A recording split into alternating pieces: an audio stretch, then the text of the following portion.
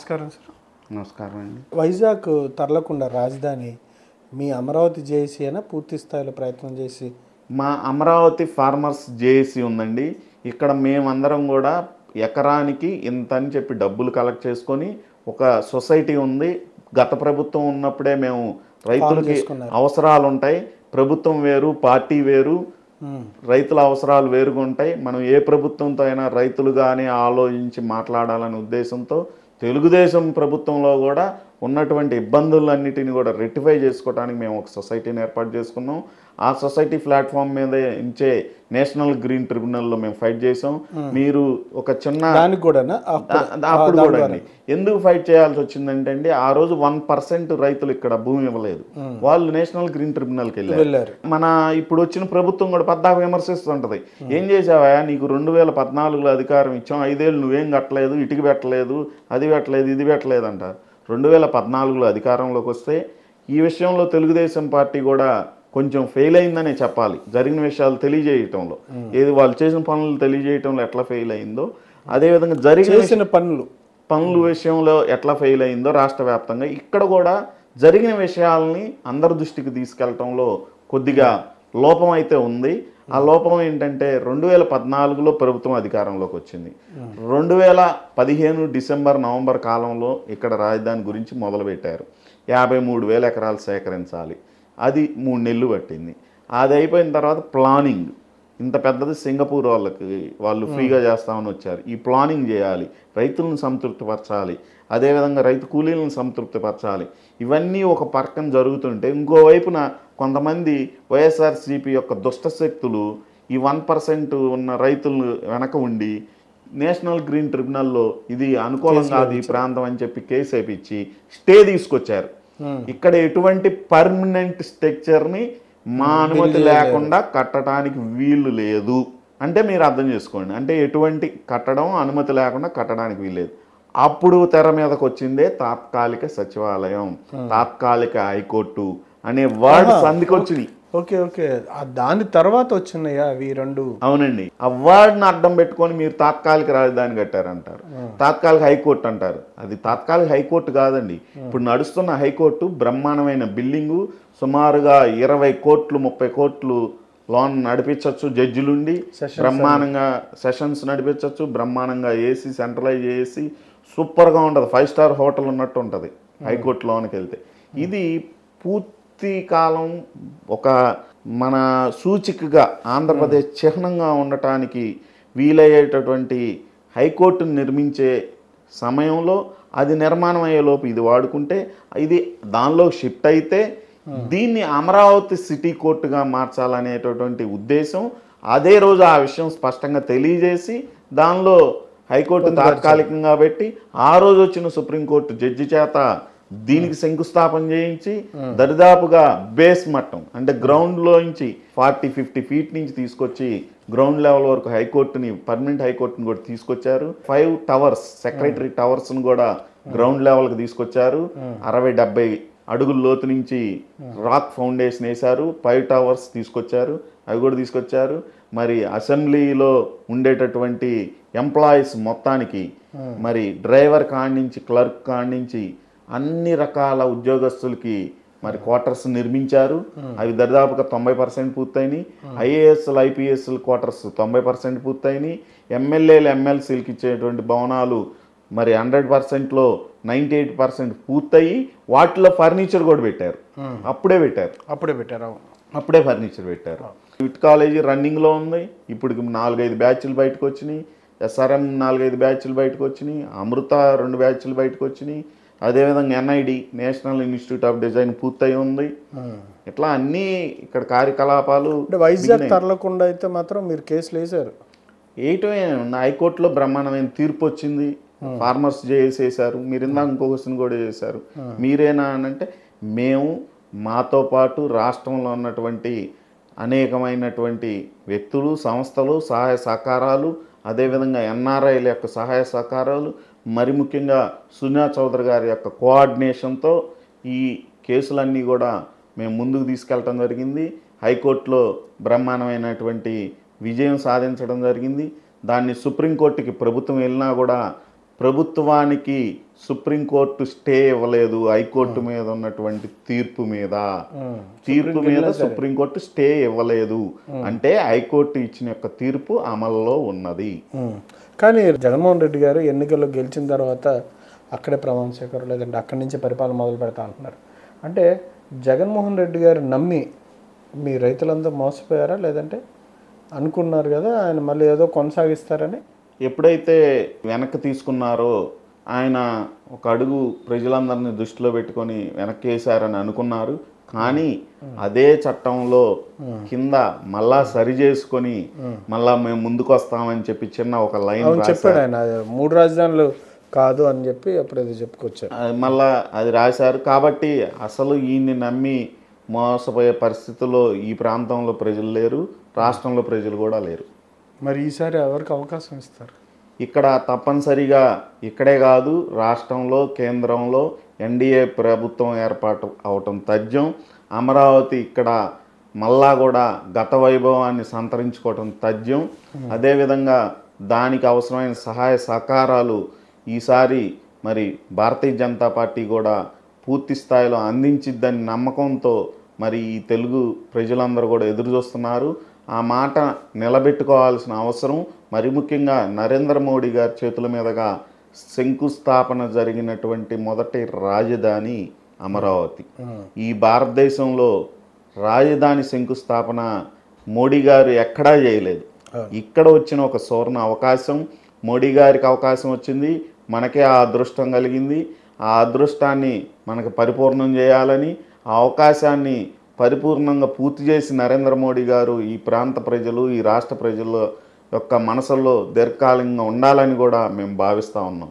బయట మీరు బంధువులకు సంబంధించి శుభకార్యాలకు ఎక్కడికి వెళ్ళినప్పుడు ఇంతకుముందు అంటే ఇక్కడ భూములు ఇవ్వకముందు ఉండే పరపతి కానీ ఉండే మీకు ఇచ్చే గౌరవం కానీ ఒకసారి చూసిన, భూములు ఇచ్చిన తర్వాత మీ దగ్గర ఆస్తి ప్రభుత్వానికి ఇచ్చిన తర్వాత ఎట్లాంటి ఫేస్ చేశారు? యాక్చువల్గా ఇక్కడ ఏంటంటే ఈ మానవ సంబంధాల మీద మీరు ఇప్పుడు క్వశ్చన్ చేశారు. ఈ మానవ సంబంధాలు ఎలా ఉంటాయంటే చాలామంది తెలియని వాళ్ళు ఇక్కడ ఏదో ఒకేసారి ఏదో వచ్చేసింది, ఒకేసారి ఏదో ఇదైపోయింది ఈ ప్రాంతంలో వాళ్ళందరికీ బాగా కలిసి వచ్చేసింది అని అనుకుంటారు. కానీ ఇవన్నీ చెప్పుకోవడానికే కదా, ఎలా వచ్చింది అలా వచ్చిందని చెప్పుకోవడానికి పనికి వచ్చింది. కానీ వాటి మీద వచ్చే ఆదాయం అన్నారు ఏమి ఉండదు కదా, మనకు ఆదాయం లేదు, చెప్పుకోవడానికి పనికి వచ్చింది. అక్కడ రాజధాని వచ్చేసింది అంటే అని చెప్పి వచ్చింది, వీళ్ళ విలువలు కొంత పెరిగినాయి, వీళ్ళ ఆస్తులు కానీ అది చెప్పుకోవడానికే కానీ దీనికేం ఉపయోగపడదు కదా. అవును. ఇది గమనించడంలో కొంతమంది దూరదృష్టి లేకపోవటం, మరి ముఖ్యంగా రైతులకి అటువంటి విజన్ లేకపోవటం, దానిలో కొంత మానవ సంబంధాలు కొంచెం దెబ్బతిన్నాయి.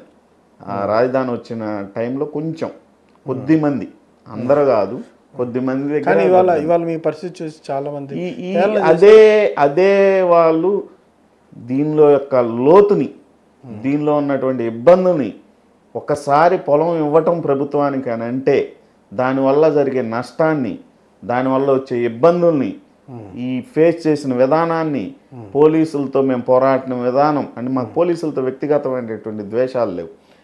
ప్రభుత్వంతో మేము పోరాడే సందర్భంలో పోలీసుల యొక్క అణిచివేత, పోలీసుల యొక్క దాష్టికాన్ని గమనించిన దాన్ని బట్టి ఈ ప్రాంతానికి రాష్ట్రంలో దేశంలో ఎన్ఆర్ఐలు ఉన్న వాళ్ళు అనేక మంది వచ్చి ఈ ఉద్యమానికి సహాయ సహకారాలు అందించారు. రైతులకు సంబంధించి జగన్మోహన్ రెడ్డి గారు చేస్తున్నటువంటి అంశాల్లో ఎటువంటి అన్యాయం చేశారనే విషయాల్లో మీరు చేసిన పోరాటంతో ఎన్నికల్లో మార్పు వస్తుందంటారా?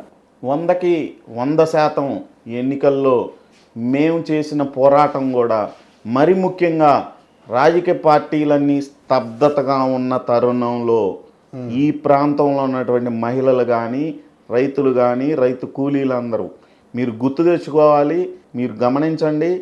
ఆ సమయంలో ఇక్కడ నుంచి న్యాయస్థానం టు దేవస్థానం పాదయాత్ర పెట్టినప్పుడు మాకు ఇక్కడి నుంచి రాయలసీమ దాకా బ్రహ్మాండమైనటువంటి మరి సపోర్ట్ వచ్చింది.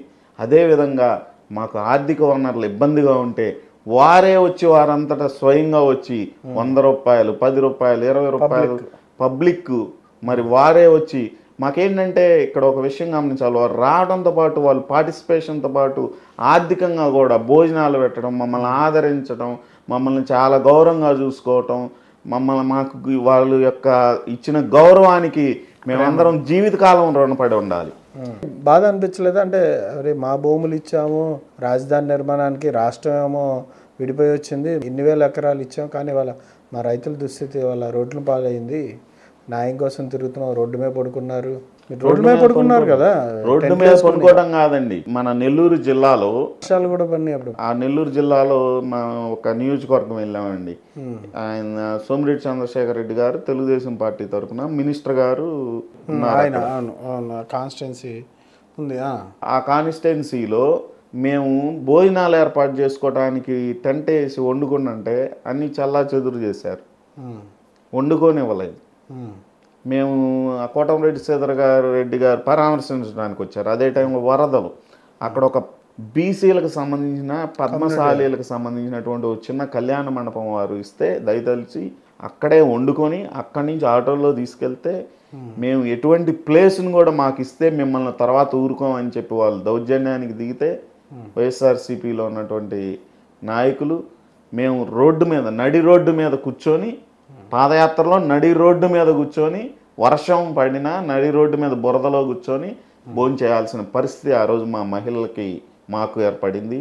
ఇటువంటి సందర్భంలో మాకు ఇటువంటి పరిస్థితి ఎందుకు వచ్చింది అని చెప్పి మేము చాలా బాధపడ్డాం.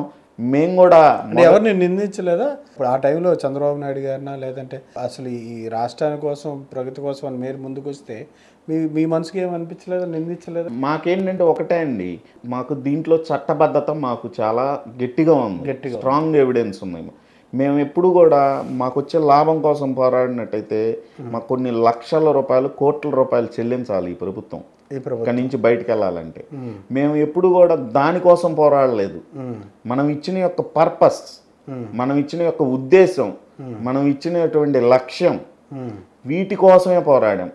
హైదరాబాద్ని కోల్పోయినప్పుడు దానికి మించినటువంటి ఒక మహానగరాన్ని ఇక్కడ ఏర్పాటు చేసుకోవాలనే ఒక లక్ష్యంతో మేము ముందుకు వచ్చాము. ఆ రోజు జగన్మోహన్ రెడ్డి గారి వ్యక్తిత్వం ఎలాంటిది? ఆయన రైతులకు సంబంధించి మీ పల్లెటూరులో, మీ విలేజెస్లో తిరుగుతా అంత పరదాలు కప్పుకోవడం, లేదంటే 144 అని చెప్పి పోలీసుల్ని మోహరించడం, ఇదంతా ఒక రకమైన కర్ఫ్యూ వాతావరణం ఉండేది. అవును. ఏంటి ఆయన వ్యక్తిత్వాన్ని మీరు గమనించి ఉంటారు కదా, ఎంతో కొంత. మేము కానీ మా రైతులు కూడా గమనించిన దానిలో ముఖ్యమైన ఏంటంటే జగన్మోహన్ రెడ్డి గారిని మేము అర్థం చేసుకుంది, మాకు అర్థమైన విధానంలో కేవలం చంద్రబాబు నాయుడు గారి మీద ఉన్నటువంటి ఈర్ష్యా ద్వేషాలు, ఆయనకి పేరు వచ్చింది ఈ ప్రాంతం అభివృద్ధి చెందితే అని. ఇక్కడ కులం మీద కూడా ఆయనకి ఏమీ ఇది లేదండి, అది రాజకీయంగా మాట్లాడటమే. రాజకీయంగా అలా మాట్లాడినా ఆర్థికంగా సంబంధించిన విషయాల్లో ఇదే విమర్శించే కులాన్ని అందరినీ ఆయన పక్కన పెట్టుకున్నాడు. ఆయనతో పాటు ఇదే కులానికి సంబంధించిన చాలామంది ముద్దాయిలుగా ఉన్నారు. అదేవిధంగా ఈ ప్రాంతంలో ఉన్నటువంటి ఆయన సామాజిక వర్గం వాళ్ళు చాలా నిరుపేదలు ఉన్నారు, చాలా పేదలు ఉన్నారు. వారందరికీ ఈయన ఏమన్నా సహాయ సహకారాలు వారి సామాజిక వర్గానికి అందజేస్తుంటే ఇది నిజమని నమ్మొచ్చు. వాళ్ళు కేవలం రాజకీయ అవసరాల కోసమే ఈ కులాలు, మతాలు ఇవన్నీ ముద్రలేస్తున్నారు తప్పితే డబ్బు, ఆర్థికం, డబ్బులు తప్పితే ఇంకా వేరే ఆలోచన ఆయనకు ఉండదు.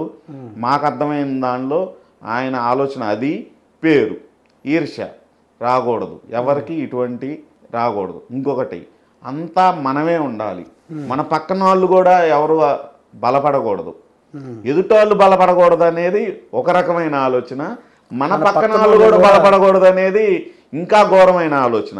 అటువంటి వ్యక్తిత్వం ఉన్న నాయకుడిగా మాకైతే అర్థమైంది.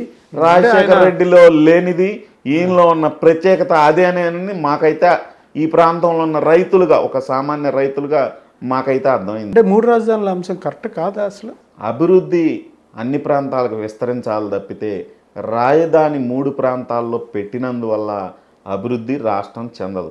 ఈ స్లోగనే రాంగ్, అసలు పూర్తిగా అసంబద్ధమైనటువంటి స్లోగన్. 3 రాజధానులు పెడితే 3 ప్రాంతాలు అభివృద్ధి చెందుతాయి అనేది ఒట్టి మాట. ఎప్పుడైనా రాజధాని కేంద్ర బిందువు ఒక చోట ఉండాలి, అభివృద్ధి వైఫై లాగా చుట్టు ప్రాంతాలకి వెళ్ళాలి. అప్పుడు మాత్రమే అభివృద్ధి సాధ్యమైద్ది. మరి ముఖ్యంగా ఆయన అదే విధానంలో చెప్పారు. ఆ రోజు అసెంబ్లీలో కృష్ణా జిల్లా, గుంటూరు జిల్లాలో 33,000 కనీసం 30,000 ఎకరాలు కావాలని తెలుగుదేశం ప్రభుత్వానికంటే ముందు మాట్లాడింది జగన్మోహన్ రెడ్డి గారే. ఎందుకు మాట్లాడారంటే ఇక్కడ ఉన్నటువంటి సస్యశ్యామలమైన భూమి అంత ఎట్టి పరిస్థితుల్లో చంద్రబాబు నాయుడు గారు సేకరించడం సాధ్యం కాదు, సమీకరించడం సాధ్యం కాదు. కాబట్టి కనీసం ఒక 30,000 ఎకరాల్లో కట్టేసేయండి రాజధాని, నేను సహకరిస్తాను అని ఒక మాట అనేసేస్తే అది సాధ్యం కాదు అని చెప్పి ఆయన ఒక ఆలోచనతో ఆ రోజు మాట్లాడాడు. పేదవారికి స్థలాలు ఇవ్వడానికి వ్యతిరేకమా? ప్రభుత్వం ఏదో ఆలోచన చేసింది పేదవారికి ఇవ్వాలని. మేము పూర్తిగా ఇక్కడ ఉన్నటువంటి పేదలందరికీ సొంత ఇల్లు ఇవ్వటానికి, సొంత స్థలాలు ఇవ్వటానికి మేము అనుకూలం. రైతులందరం ఫస్ట్గా చెప్తున్నా అనుకూలం. ఆ రోజు భూములు ఇచ్చేటప్పుడే ఈ విషయం గురించి డిస్కస్ చేయడం జరిగింది. ఆ ప్రభుత్వం కూడా డిస్కస్ చేయడం జరిగింది. ఆ ప్రభుత్వం కూడా దానికి అనుగుణంగా నిర్ణయం చేసింది. ముందు స్థానికంగా ఉన్నటువంటి పేదలందరికీ ఇల్లు కట్టి ఇవ్వాలనే ఉద్దేశంతో ఇక్కడ పూర్తి స్థాయిలో బ్రహ్మాండమైన టిడ్కో ఇల్లు నిర్మించి వారికి రెడీగా ఉన్నా కూడా ఆక్యుపేషన్ సర్టిఫికేట్ ఇవ్వకుండా అన్ని రోజుల పాటు ఆపివేశారు ఇక్కడ ఉన్న పేదలకి. వారు జగన్మోహన్ రెడ్డి గారు ఆయన కట్టాడు, పూర్తి స్థాయిలో నిర్మించారు. చంద్రబాబు గారు ఆక్యుపేషన్ సర్టిఫికేట్ ఒక్కటే ఇవ్వలేదు, మొత్తం నిర్మించారు. కొన్ని చోట్ల ఈ టిట్కోల్లో చిన్న చిన్న డ్రైనేజీలు, కరెంట్ కనెక్షన్లు ఇవ్వాల, అవి ఇచ్చేయచ్చు, కానీ ఇవ్వకుండా ఆపారు ఇన్ని సంవత్సరాల నుంచి. ఆ భూములు ఎక్కడ ఇవ్వాలి? రెసిడెన్షియల్ జోన్లో ఇవ్వాలి. రెసిడెన్షియల్ ఎక్కడ ఉంది అది? రెసిడెన్షియల్ జోన్స్ ప్రతి విలేజ్లో ఉన్నాయండి. ప్రతి R3 జోన్స్ అంటే మీరు పెట్టిన ప్లాన్ మేము పెట్టిన ప్రభుత్వం పెట్టిన అప్రూవ్డ్ ప్లాన్ హైకోర్టు కూడా సమర్థించినటువంటి మాస్టర్ ప్లాన్లో. ఆ ప్లాన్లో మీకు ఎక్కడైతే రెసిడెన్షియల్ జోన్స్ ఉన్నాయో ఆ జోన్స్లో పేదలకి స్థలాలు కేటాయించవచ్చు. అది కూడా 5% కేటాయించవచ్చు అని అసలు చట్టంలోనే ఉంది. అంటే పేదల మీద ఇష్టం లేకపోయినా, పేదలకు ఇచ్చే ఉద్దేశం లేకపోయినా, పేదల మీద రైతులకు వ్యతిరేకత ఉన్నా, ఆనాటి ప్రభుత్వానికి వ్యతిరేకంగా ఉన్న మాస్టర్ ప్లాన్లో ఆ యొక్క క్లాజు పెట్టడానికి మేము ఒప్పుకునే వాళ్ళం కాదు, గత ప్రభుత్వం ఒప్పుకునేది కాదు. మరి ఇక్కడ కొన్ని ఈయన యొక్క ప్రయత్నం ఏంటంటే R3 జోన్లో ఇవ్వట్లేదు. R3 జోన్లో ఇవ్వకుండా వివిధ రకాలైన జోన్లు, అంటే ఇక్కడ అభివృద్ధి కోసం అనేక రకమైన financial zone, education zone, media zone, sports zone, software zone, ఇట్లా వివిధ రకాల జోన్స్ ఉన్నాయి.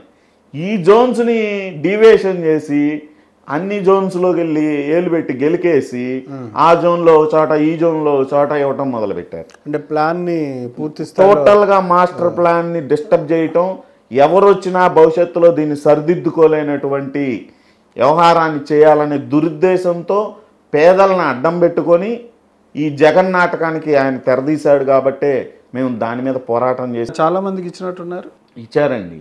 అది కూడా హైకోర్టులో చొక్కెదురైంది. అయినా కూడా ఆయన ఇచ్చేసాడు, కట్టేసేస్తాను అదని ఇదని చెప్పాడు. ఇంటి నెంబర్ కూడా ఇచ్చేస్తా అన్నారు అప్పుడు సభలో. ఇంటి నెంబర్ కూడా అసలు ఏమి ముందుకెళ్ళలేదండి. అన్నీ ఉట్టి మాటలే, ఊరక ప్రచారం చేసుకోవటానికి. ఈసారైనా మీరు ఏదైతే లక్ష్యంతో చేసుకొని రాష్ట్ర అభివృద్ధి కొరకు లేదా రాష్ట్రానికి ఒక చిహ్నం కావాలని ఇచ్చింది, ఈసారైనా నెరవేరిద్దా? ఈసారి తప్పనిసరిగా నెరవేరిద్దండి, అందులో అనుమానం ఏం లేదు. ప్రభుత్వాలు మారినా కానీ చట్టం యొక్క తీరు మారదు. చట్టం అందరికీ సమానమే. అంబేద్కర్ గారు ఏర్పరిచినటువంటి చట్టం సామాన్యులకు ఒకలాగా, డబ్బున్న వాళ్ళకు ఇంకోలాగా ఉండదు.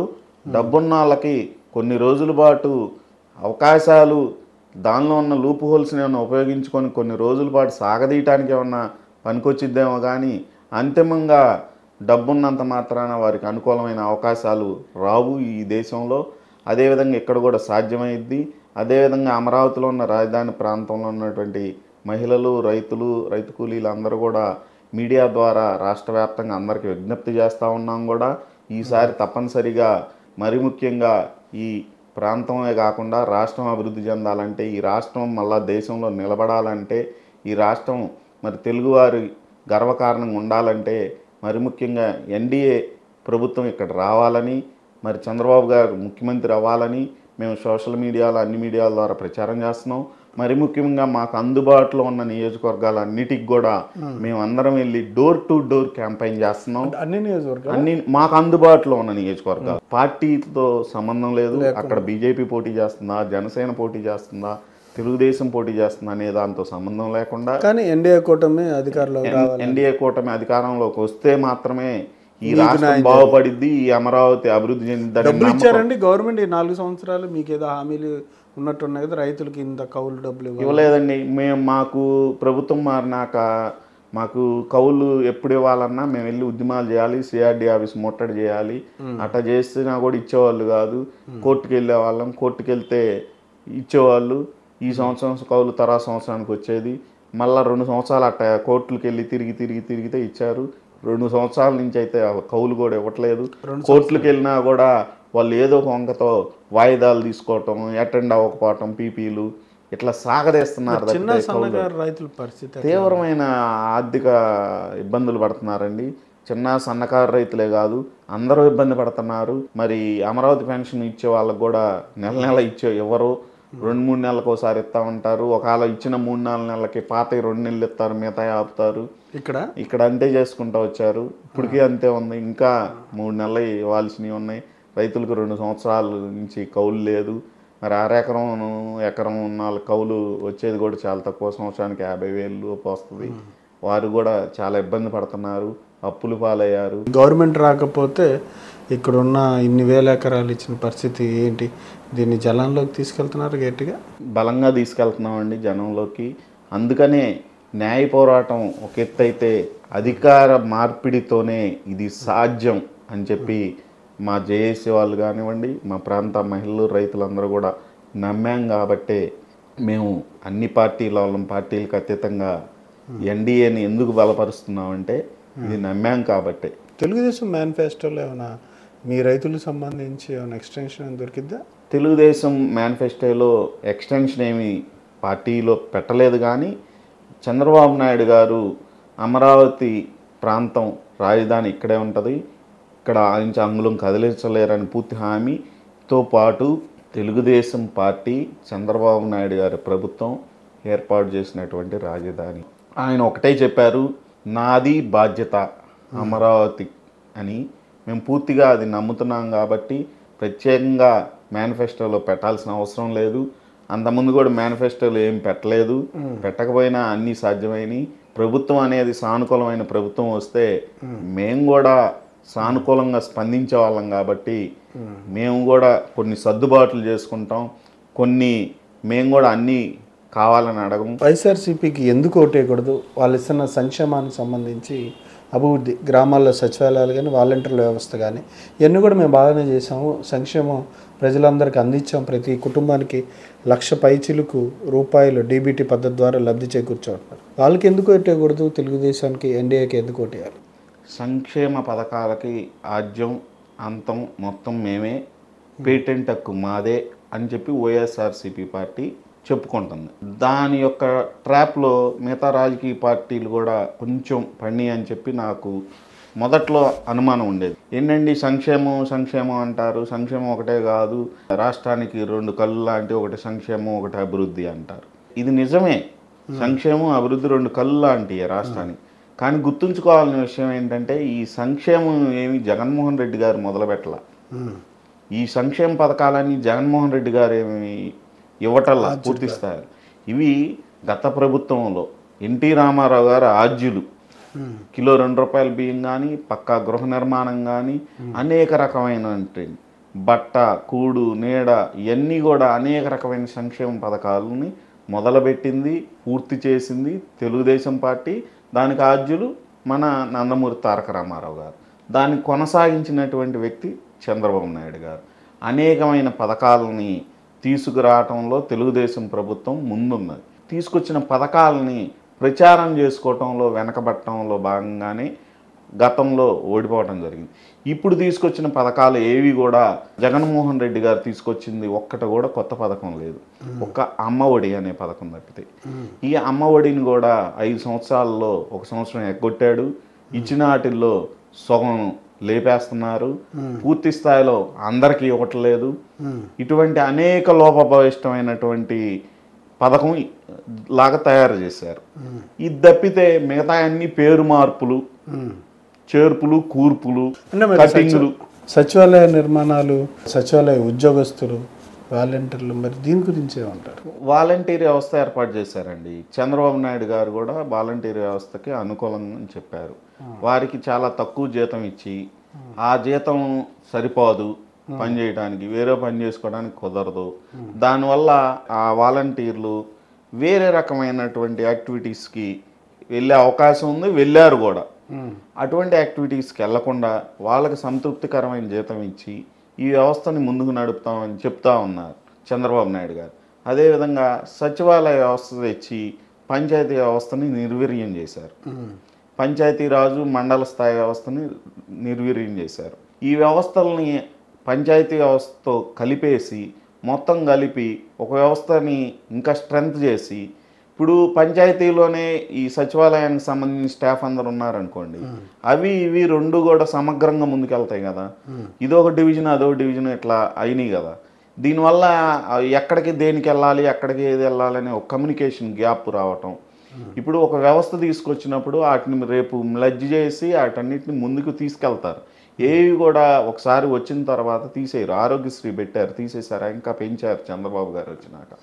అసలు సీఎం రిలీఫ్ ఫండ్ అడిగిన వాళ్ళకల్లా ఇచ్చారు, ఎటువంటి బాధితులకి అందరికీ ఇచ్చారు, బ్రహ్మాండంగా చేశారు. ఇప్పుడు సీఎం రిలీఫ్ ఫండ్ అనేది మీరు 100కి ఒకళ్ళకి కూడా రావట్లా. ఇది ఉందా? లేదు.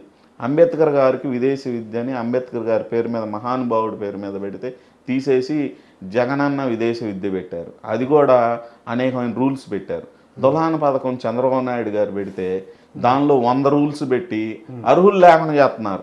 పేరుకేమో పథకాలు చెబుతారు, దాంట్లో అర్హులు మాత్రం జాబితా తక్కువగా ఉంటుంది.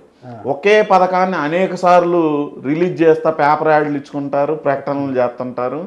అసలు ఒక్కోసారి ఆ ప్రకటనలకి, పేపర్ యాడ్లకి ఈయన పెట్టే మీటింగ్ అయ్యే ఖర్చు కంటే ఆ పథకం యొక్క విలువ తక్కువగా ఉంటుంది. ఏవైతే రిలీజ్ చేస్తున్నారో అది తక్కువగా ఉంటుంది. ఇవన్నీ ఎక్స్పోజ్ చేయాలి, ఎక్స్పోజ్ చేసి పబ్లిక్ లో తీసుకెళ్ళాలి. ఈ పథకాలు ఏం పెట్టాను, ఫీజు రియంబర్స్మెంట్ ఉందండి, ఎప్పటి నుంచో ఉంది. మీరు మనం హాస్టల్స్ లో మనకి మెస్ ఫీజులు ఇచ్చేది ఎప్పటి నుంచో ఉంది. ప్రశాంతంగా జరిగిపోయే వ్యవస్థను కవికాలం చేసేసారు.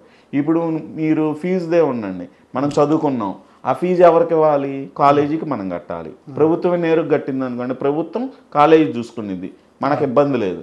కానీ ఒక దుర్బుద్ధితో దాన్ని ఇది ఎత్తంది నేనే, ఇది ఎత్తంది నేనే అంటే గతంలో ఇవ్వనట్టు ఇప్పుడు మనమే ఎత్తన్నట్టు ఒక ఫోజు పోవటానికి వీళ్ళకి ఇవ్వటం, వీళ్ళు ఇన్ టైంలో ఇవ్వలేకపోవటం, వీళ్ళు ఇచ్చిన వాటికంటే అత్యవసరాలు ఏమన్నా ఏర్పడటం, ఈ అత్యవసరాలు ఏర్పడటంతో వీటిని వాడుకోవటం, ఇవి సరిగా అక్కడ ఇవ్వలేకపోవటం, వాళ్ళేమో సర్టిఫికేట్లు ఇవ్వకపోవటం, ఎగ్జామ్ రాయనీకపోవటం, ఇటువంటి అనేక రకాల దుర్బుద్ధితో ఇది ఒక వ్యవస్థని సాఫీగా వాళ్ళ మీద ప్రేమతో వాళ్ళని ముందుకు తీసుకెళ్లాలనేది లేదు.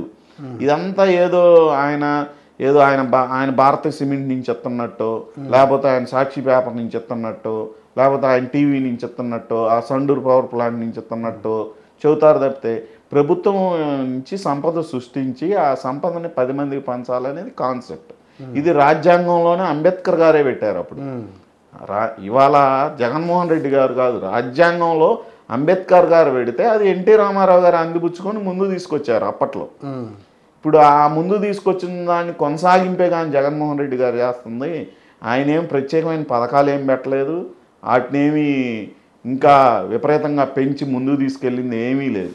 నేను ఒంటరిగా వస్తున్నాను, నా మీద ఇంతమంది దాడికి వస్తున్నారు, ఇన్ని పార్టీలు కలిసి, నేను ఒంటరివాడిని, నాకేమీ లేవు అని చెప్పి అభ్యర్థుల ఆస్తిపాస్తులు కూడా అంతంత మాత్రమే అంటున్నారు.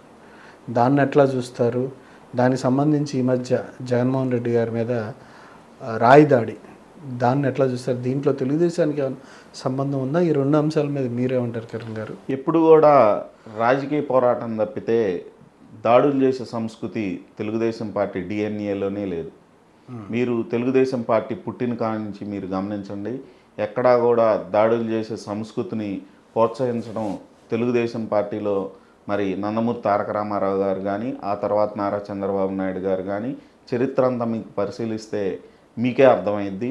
ఈ రాష్ట్రంలో ఉన్న ప్రజలందరికీ తెలుసు తెలుగుదేశం ప్రభుత్వంలో లా అండ్ ఆర్డర్ ఎలా ఉంటుంది, సిస్టమ్ ఎలా ఉంటుంది, వ్యవస్థలను ఎలా పనిచేపిస్తారు, వ్యవస్థలను వ్యక్తిగత అవసరాలకి ఎలా వాడుకోరు అనేది మరి చెప్పాలంటే అది తెలుగుదేశం ప్రభుత్వంలో మాత్రమే సాధ్యమైంది అనేది మనందరికీ తెలిసిన సత్యం. ఇది ప్రజలందరికీ తెలుసు. దీన్ని ప్రత్యేకంగా చెప్పాల్సిన అవసరం లేదు. కాకపోతే ఇప్పుడున్న జనరేషన్కి తెలియాలి కాబట్టి వాటిని తెలియజేసుకోవాలన్న బాధ్యత తెలుగుదేశం పార్టీ మీద ఉంది, తెలుగుదేశం పార్టీ కార్యకర్తలు నాయకులందరి మీద ఉంది. అదేవిధంగా అందరూ కూడా చంద్రబాబు నాయుడు గారు మొట్టమొదటిగా ఖండించారు, తెలుగుదేశం పార్టీ పూర్తిగా ఖండిస్తుంది.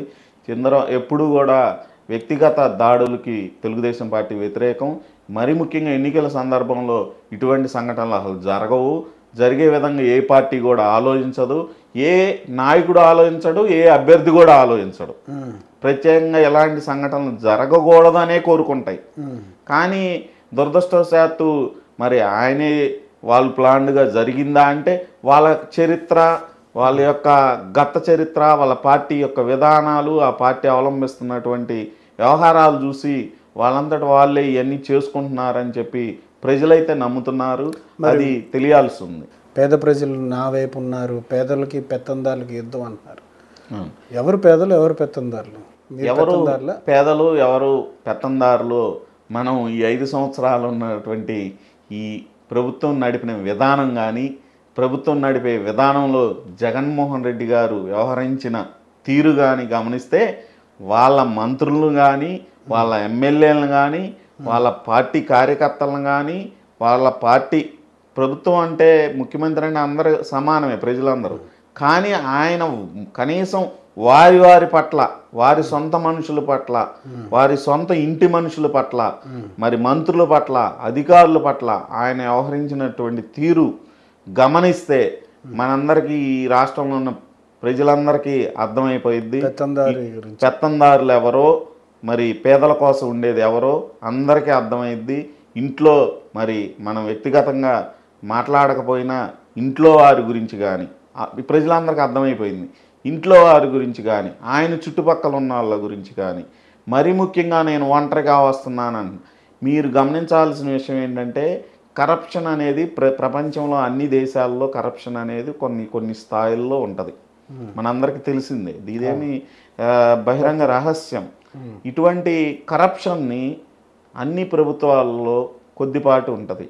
తెలుగుదేశం ప్రభుత్వంలో కూడా కొద్దిపాటి కరప్షన్ అధికార స్థాయిలో కొన్ని స్థాయిలో ఉండొచ్చు. లేదు అసలు కరప్షనే లేదు అని చెబితే అది అబద్ధం. ఏ ప్రభుత్వంలో అయినా, ఈవెన్ అమెరికాలో కూడా స్టాటిస్టిక్స్ ప్రకారం కొంత స్థాయిలో కరప్షన్ ఉండదని నేను విన్నా, పూర్తి స్థాయిలో తెలియదు. కానీ మీరు గమనిస్తే గత 5 సంవత్సరాల్లో అనేక రకాలైనటువంటి ఆర్థిక దోపిడీ, సెంట్రలైజ్డ్ కరప్షన్, ఒక ప్రత్యేక రకమైన కరప్షన్ని రాజశేఖర్ రెడ్డి గారు ముఖ్యమంత్రిగా ఉండగా ఒక స్టైల్ ఆఫ్ కరప్షన్ చేస్తే, జగన్మోహన్ రెడ్డి గారు ముఖ్యమంత్రిగా అయిన తర్వాత ఇంకొక కొత్త విధానంలో కరప్షన్ చేసి ఈ రాష్ట్రంలో ఉన్నటువంటి ఆర్థిక వనరులన్నీ దోచుకొని కరప్షన్ అంతా సెంట్రలైజ్ చేసి కొంతమంది వ్యక్తుల చేత, కొంతమంది శక్తుల దగ్గర ఈ కరప్షన్ అంతా దాచిపెట్టి దోచుకొని మొత్తం దగ్గర పెట్టుకొని అన్ని రకాలైనటువంటి టక్కు టమారా విద్యలన్నీ ప్రయోగిస్తా ఆయన ముందుకు వస్తున్నాడు. ఆయన నేను ఒంటరిగా వస్తున్నాను, మీ వీళ్ళు అందరూ కలిసి వస్తున్నారంటున్నారు. ఇటువంటి దుష్ట పరిపాలన చేసే వారితో ఎవరు కూడా కలిసిరారు, ఎవరు కలవరు. నేను ఒంటరిగా వస్తున్నాను, నేను గొప్ప అని చెప్పుకుంటున్నారు. కలవకపోవటం లోపం అని ఆయన గమనించాల్సిన అవసరం ఉందని చెప్పి ఈ సందర్భంగా అందరికీ తెలియజేస్తారు. రాష్ట్రం యువత ఈ 5 సంవత్సరాలు ఏం కోల్పోయిందంటే మీరు ఏం చెప్తారు? యువత అనేవాళ్ళు తన జీవితంలో చాలా కోల్పోయారు. ఎలా కోల్పోయారంటే భవిష్యత్తును కోల్పోయారు. ఇప్పుడు యువత ఉద్యోగం వెంటనే వస్తే వారి యువత యొక్క భవిష్యత్తు, వారి యొక్క జీవన విధానం వేరే లెవెల్స్ ఇలా పయనిస్తూ ఉంటుంది. ఇలా ఇప్పుడు ఎడ్యుకేషన్ అయిపోయినాక 5 years స్టాగ్నేట్ అయిపోతే తర్వాత ఇంకా ఎందుకు పనికి రాకుండా అవుతారు, వేరే పని చేయలేరు, ఇటు ఉద్యోగం రాదు.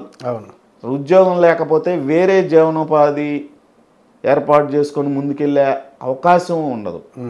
ఎందుకంటే వాళ్ళు చదువుకొని ఉండటం వల్ల అటు ఇటు కాకుండా తయారైపోయి కొన్ని చోట్ల మరి కంట్రోల్ లేని చోట, కుటుంబం ఆర్థికంగా లేని చోట కుటుంబం యొక్క పెద్దల మాట వినని చోట అనేక రకమైనటువంటి సాంఘికంగా అనేక రకమైనటువంటి ఇబ్బందులకు గురవటం, అనేక రకాలైనటువంటి యాక్టివిటీస్లోకి వెళ్ళటం మనం గమనిస్తూ ఉన్నాం. మరి ముఖ్యంగా మరి వారి మీద కొంత అదుపు ఆజ్ఞ ఉన్న తల్లిదండ్రులు, మరి అవకాశాలు, ఆర్థిక అవకాశాలు ఉన్నవాళ్ళు హైదరాబాదో బెంగళూరు ఎక్కడో చోటకు పంపించి ఎంతో కొంత కష్టపడి వాళ్ళు ముందుకు నెడతా ఉన్నారు. అదే ఇక్కడ స్థానికంగా అవకాశాలు ఉంటే బ్రహ్మాండంగా యువతంతా నిర్వీర్యం అయిపోయే పరిస్థితి ఉండదు. చాలా దేశాల్లో యువత లేక ఇబ్బంది పడుతున్నారు. చాలా దేశాల్లో యువత లేక పిల్లలను గనక కంటే మీకు అనేకమైన సదుపాయాలు కేటాయిస్తామని చెప్తున్నారు. ఇక్కడ యువత ఉండి కూడా నిర్వీర్యం అయిపోయే పరిస్థితి ఈ రాష్ట్రంలో దాపురించడం చాలా దారుణం, చాలా బాధాకరం. ఇది ఎన్నో సంవత్సరాలు, ఎన్నో తరాలని నాశనం చేయటానికి పునాది అని చెప్పి ఈయన మళ్ళా వస్తే ఆంధ్రప్రదేశ్లో యువతరం అనేది మిగలదని చెప్పి నా యొక్క ప్రగాఢ నమ్మకం.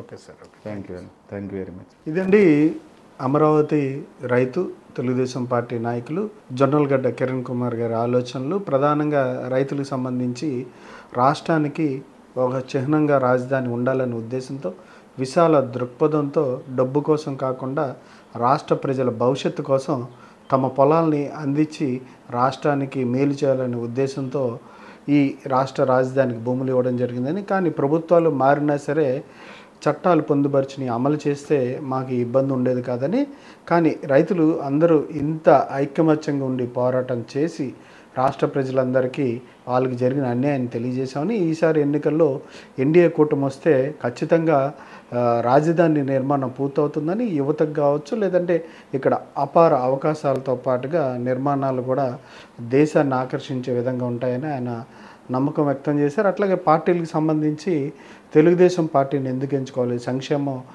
మొదలు పెట్టిందే ఎన్టీఆర్ గారు అని చెప్పి ఆయన చెప్తా ఉన్నారు. వీటితో పాటుగా అభివృద్ధి, సంక్షేమం రెండు కళ్ళు, ప్రజలకి ఏం కావాలో అవి చేయగలిగే సత్తా చంద్రబాబు నాయుడు గారికి ఉందని, జగన్మోహన్ రెడ్డి గారు ప్రజలను మోసం చేస్తా కపటి మాటలతోనే ఆయన ఈ 5 సంవత్సరాల పరిపాలన సాగిందని ఈ సందర్భంగా ఆయన తెలియజేశారు.